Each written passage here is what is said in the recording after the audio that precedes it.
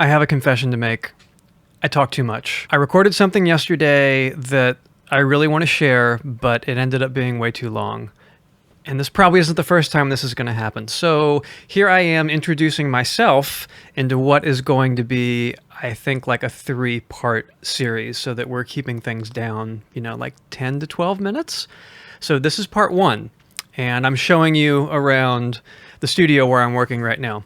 I would like to put one little caveat in and say that all the gear I have is wonderful and I love it, but it is by no means a necessity. As a matter of fact, one day I might be using all this outboard you see behind me. The next day I might be doing something completely in the box. No outboard gear whatsoever. And I promise you, the client from the day before and the client from the current day that's in the box will not know any difference. It's what you have here and here that makes all the difference in the world, not what gear you're using. So with that being said, enjoy the tour.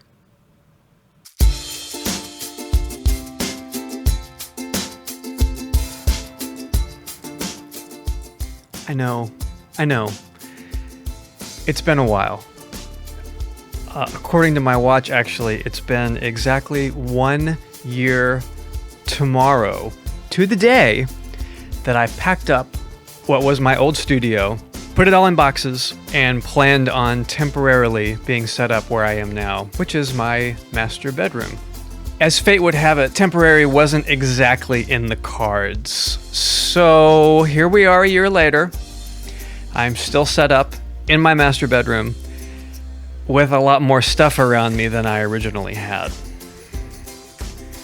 So I've been blessed to be very busy, and I've been able to unpack a lot of my equipment and get it back out and have fun, only to have to pack it back up at the end of the day because, well, master bedroom. It's been a bit of a challenge, and that's mostly the reason you haven't heard anything from me in the last year. So, Jason, why is it that you packed up your studio and had everything in boxes and are now working in your master bedroom? Well, I'm really glad that you asked, because the idea is I was never really supposed to be in the space that I've actually filmed all of my other YouTube videos in. It was essentially like 5 rooms over this large kind of 2.5 car garage that we have here at the house. And the idea was to use that space temporarily and then have something more permanent in the very near future. This is when we moved in 4 years ago. So fast forward 4 years, and the temporary thing ended up being permanent for like 4 years.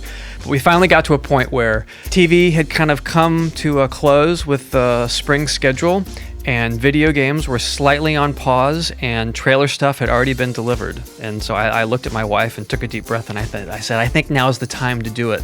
I'm going to pack everything up and find some panels, put them up on the walls. We're going to knock a bunch of walls down, open this space up. Instead of having 5 rooms cut up into little tiny bits, we're going to have one big room and then a machine room over to the side. And I can do it enough. I can have them put 3 layers of drywall up. I already built a studio in Raleigh before we moved out here back in 2010. Really enjoyed that studio, but it wasn't in the country, which is where we loved being. So the new studio was basically going to be not as professionally done as my first one, because the guys that make the kinds of studios like my first one are booked years in advance. Years in advance. So just for a quick trip down memory lane, I'll show you a couple of pictures of where I was and where I am now. So this was my old studio for the past 4 years. The biggest of the kind of 3 main rooms in this area over the garage. And I think you could easily say that I maxed it out as best I could. For perspective, that's a 70-inch TV with Higgins up there in the red Ferrari. So it's a widescreen shot, but the room is just completely crammed full of everything in the world. And this is where I am now. And the room's about 4 times as large, so the amount of stuff that you see is very telling. So that's the bed over on the left, and this was actually when we were moving. I hadn't quite finished setting up yet, but it gives you an idea of the space that I'm working in. That's my kind of storage. That's about half of it. Spot the cat. You have 5 seconds. The other half is down in the garage. And this is sort of what it looks like now.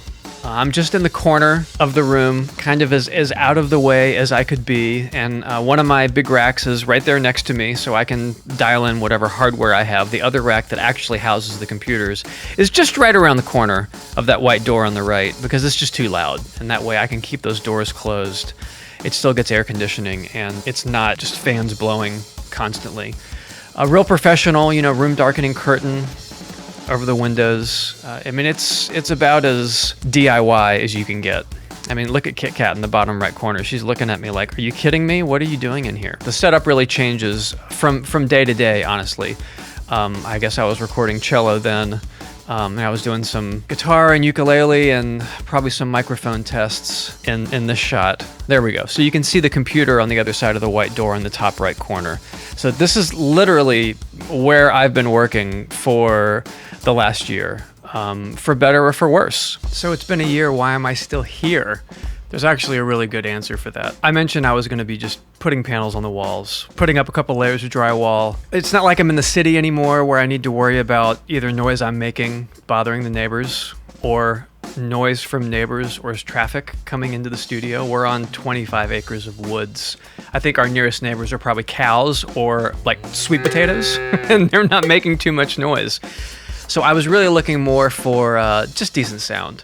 And as chance would have it, the folks that built my studio 10 years ago basically had work put on hold because of the pandemic. They couldn't travel anywhere.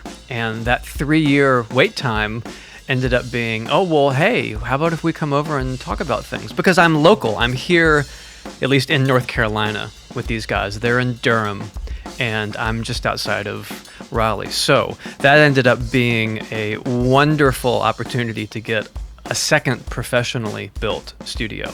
And ironically, I've been working a lot while they've been working, so I wasn't able to document things exactly the way I wanted to with video, but I did take lots and lots of pictures. So if you're interested, let me know in the comments, because I can do some montages and maybe some narration of the photos. I mean, we completely gutted this entire, basically, third of my house down to the studs and pulled everything out, plumbing, electrical, put all new HVAC in, floating the room, everything's isolated. It's going to be super, super cool. And we're hopefully a lot closer to finishing now than we were a year ago. These things take time, and I'm a very patient person. That's why I'm still here happily smiling in the master. So I thought maybe now would be a good time to just briefly go over what I'm doing in here. And it seemed like a very equitable, relatable sort of thing. I mean, I was in my bedroom in college writing music with my keyboard at the end of the bed. So I feel very much at home here, but it's a little frustrating with the sound. I think I've done five different game projects, plus some trailers and TV in the last year in this room. And I just thought I'd show you what I've been using and what my current setup is. It changes a lot. I just switched over from one set of games to another. So I've got some new stuff out and some old stuff put away. But I figured, hey, why not go ahead and show how it is now, and then we can have some really fun stuff with big reveals once the studio's finished. Okay, we're gonna stop right there, and we're gonna pick up with part 2 next time.